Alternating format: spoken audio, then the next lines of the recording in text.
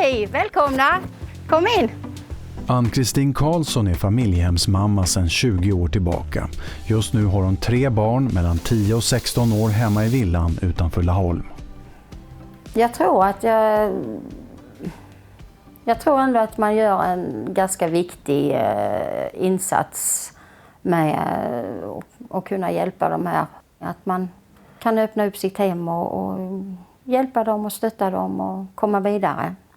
Man är ju alltid medveten om att de har ju precis genomgått en separation.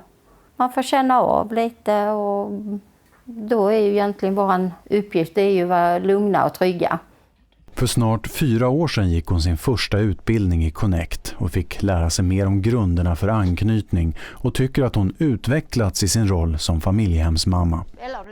Mycket handlar ju kanske om att grejer man har gjort under årens lopp som, liksom, det fanns ett speciellt syfte att jag gjorde så.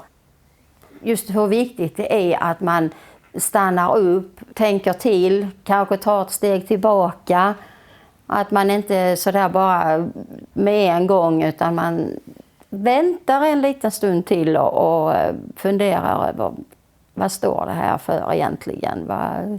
Varför blev det på det här viset? Ta ett steg tillbaka. Ställ dig i barnens sko. Tänk hur är du? Hur hade du mått om du står i de här skorna?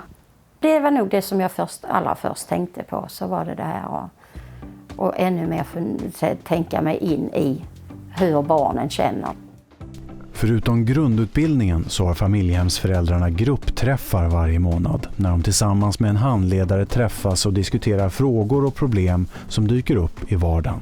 Så vi berättar då i gruppen om vad vi har för problem eller vad som händer i våra familjer och då hjälper hon ju oss utifrån Connect hur man kan, men vad kan det bero på? Vad har den i ryggsäcken kanske? Är det som påverkar? Vad har den för inre kartor? Alltså, så att det hjälper en att bena upp problemen.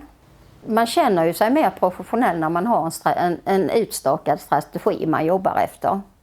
En princip som Ann-Kristin haft mycket hjälp av är att stanna upp, ta ett steg tillbaka och försöka förstå grunden till barnets beteende innan hon reagerar på det eller tillrättavisar. Vi hade en tjeja som bodde här.